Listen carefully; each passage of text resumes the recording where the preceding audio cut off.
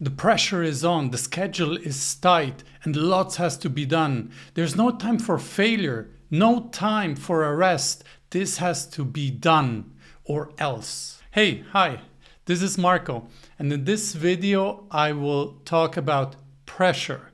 What triggers it, what makes it grow, and what you can do to handle it or even to avoid it. We all know the feeling what pressure has and gives us when it grows. We start off really calmly and do our work and keep on going and continue doing the best we can.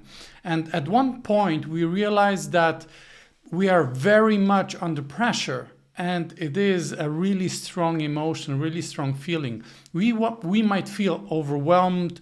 We might feel that unimportant things that happen trigger us to be upset or even angry. They trigger us very easy.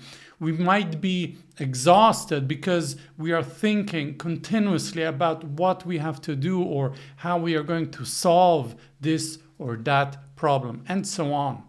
Every person basically reacts to pressure differently. There's no one size fits all or one way fits all. Not at all, but the cause is almost always the same. And the cause is, it is a habitual reaction to a certain situation or circumstance. It is a habitual reaction like breathing, like walking. It's a habit like speaking. We speak a certain language in a way we do, which is a habit. Brushing our teeth is a habit. Whatever habit we have, it is an automatic mechanism. It is a habitual way of doing things, or even a habitual reaction. When somebody throws a ball, we habitually react, right? It's a habitual reaction that we've learned in the past. And it has been put there sometimes in the past. We've learned it in the past and it's there. And back then it might have been very supportive, very helpful, but today it isn't anymore. Oh, by the way, I'm talking about pressure and how we react to it. This is the habitual reaction that we've might learned it in the past, but it's not helpful today anymore. So although it's not useful and we've learned it in the past, and we would not need it anymore. We want to be composed and calm in any kind of situation, but we are not. We react in different ways.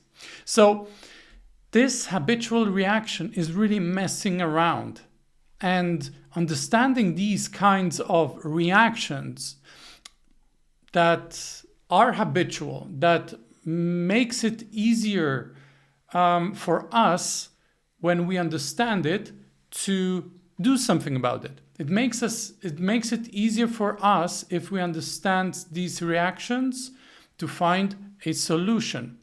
Because we want to understand what's going on, and by understanding what's going on, we can find solutions and ways to deal with it, and eventually, over time, letting it go to completely and exchanging it perhaps with a new, more supportive and positive reaction or habit, like being calm and composed in any kind of situation. So our reaction is very much emotional, and it is triggered by various kinds of circumstances or situations. Lack of money might be the cause, overworking, deadlines, public speaking, exams, or even getting married, right? All of these circumstances and situations might trigger pressure, and they trigger certain habitual reactions. And pressure, feeling the causes of pressure, those emotions which might be overwhelm, upset, nervousness, overthinking, sleepless nights, these reactions are habitual. We have to understand that, and when we do, we can do something about it. Therefore, pressure is something that happens within us. It's not because of the situations. It's not because somebody does something or a circumstance arises. Yes, they might trigger, but they trigger something within us. So it is us, because it's within us, that something happens or we react to it, right? So I'm repeating this because whatever we feel, whatever emotions we have, because we are triggered, but we are triggered because we allow the outside to do so. But the emotions and feelings that we hold, we have full control over them. And we have full control over them because they are part of us. Now, my hand is part of me, and I decide what I do with my hand. The same applies to my feelings and my emotions because they are part of me, and I can make myself feel the way I want. I can even decide to reject any triggers from outside, from whatever situations that would trigger certain emotions and feelings. I can do that. And this is exactly what we can learn and how we can become calm and composed in any situation, in any kind of circumstance, whenever we feel under pressure. In the majority of time, though, we can't change situations, we can't change circumstances. Things that happen around us, outside of us, like what we see and observe, we cannot change. But what we can do is consciously decide if these situations have an impact on us by deciding how we deal with them. We can say, okay, good, that's good. This happened, that's good. Breathing. I'm not getting emotional. I'm not getting upset because it's fine. It happened.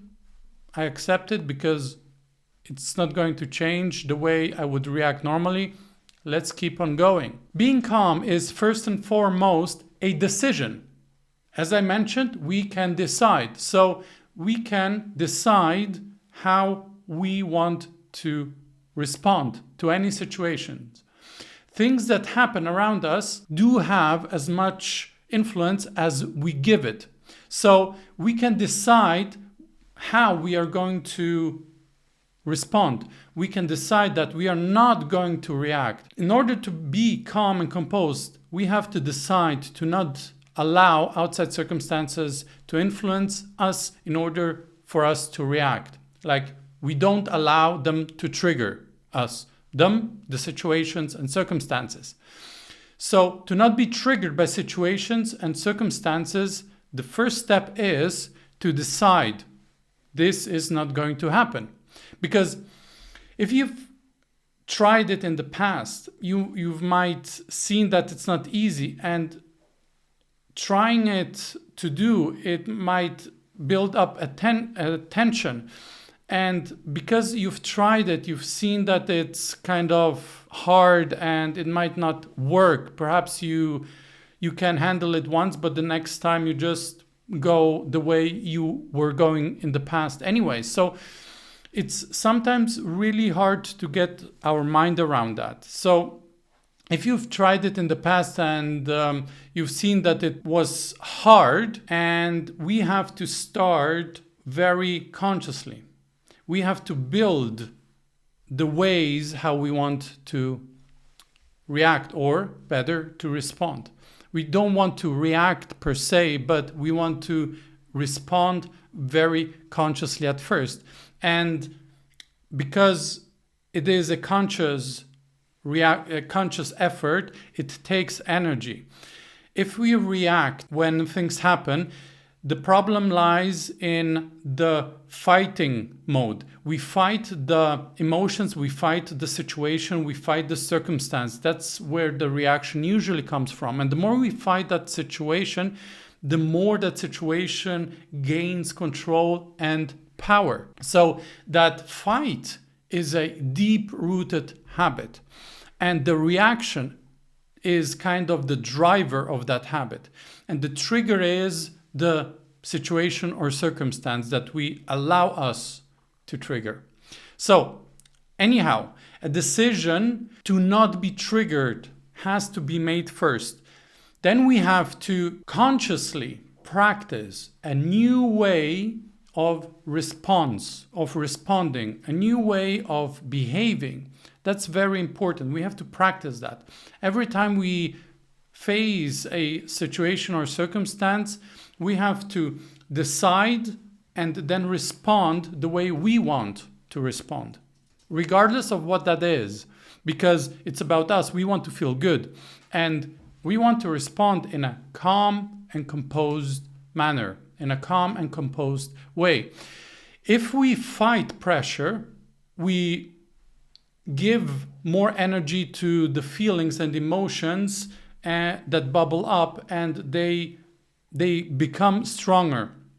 And usually we are giving that old habit more energy, the old habit that we want to basically let go and not allow, like that feeling of overwhelm, of anger, or being upset, or whatever feelings you might feel when you are under pressure. So we don't want to give it more power. And by deciding that we are not allowing the triggers to affect us, we make a first step towards responding the way we want to respond. Now, what we want to focus on is to be calm and composed. We accomplish this by building a new set of habits, a new way, a new path. However, that path has not been created yet. And in order to do that, you have to create it. How do you do that? Step 1 of 4 steps. This is how you can teach yourself to stay calm and composed in any kind of situation under pressure and really master it. Step 1, decide that you are not going to get triggered and to not react in a habitual way as you did in the past. Number 1, you have to make that conscious decision and say enough is enough.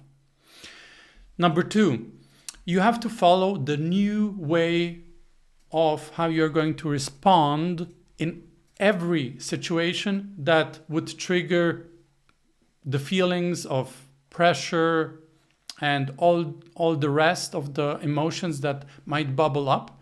Now, in order to do that, you have to define the new way. What is the new way? What steps make you stay calm and composed? It might be writing something out. It might be scheduling in a certain way. It might be organizing your tasks.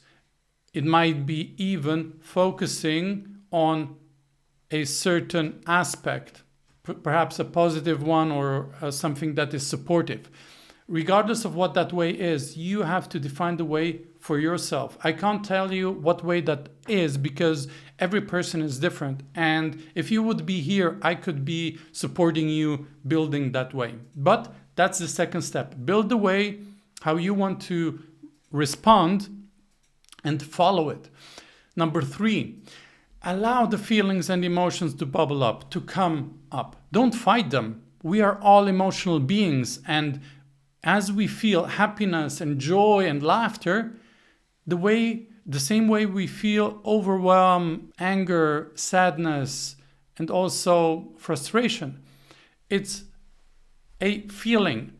It's not different than joy, happiness. It's a feeling. We can feel both sides of the coin, the positive and the negative, and that's totally normal. It's not that we give it energy and immerse ourselves in those feelings, but we don't fight them. We allow them and move on. Even if those feelings are there, we don't have to give them any focus or deal with them. It's not necessary because it is as it is. We are emotional beings, and that's okay. That's normal. We just focus on the new way that we've built. we refocus. We allow these feelings to come up, to be there, and then move on back to the way that we've defined. Allow to be. That's number 3. 4, believe in yourself. Have faith that you are going to make it happen, that you are going to handle it well. Have the belief that you are a badass person and you can make it. And you are going to make it because you've come this far and you've experienced much more than what you are experiencing right now. You've survived a lot of years, a lot of hustle, a lot of downs and ups and sideways, whatever that is. You've gone that route and you can make it happen. Believe in yourself, believe in your skills, in who you are. Work on the faith that you are going to handle it amazingly. Number 5, give yourself some credit after you've handled the situation well, because this is what you wanted. If you've handled the situation the way you wanted, give yourself some credit. Even if you've handled it 50% well and 50% not so well, give yourself some credit for what you did well. Focus on giving yourself credit for what you did well. Let go of what didn't go well. Very important. So these are the 5 steps that can teach you, or you can teach yourself, how to stay calm and composed under pressure in any situation. Being calm and composed has more to do with you than with any kind of situation. And in order to stay calm and composed, we have to be prepared for it. We have to prepare ourselves to be calm and composed when situations arise. Now, you have to apply the steps, you have to work on the steps and prepare the steps in order to use them. And by preparing and practicing, you are already using them. So you have the potential within you because you have more power than you think you do. And by using and preparing these 5 steps for the situations and circumstances that will arise, and they will definitely, they will come, but by preparing, practicing, and working on it, you are basically drawing out the potential that sits in you, because you have the potential to stay calm and composed in any kind of situation or circumstance.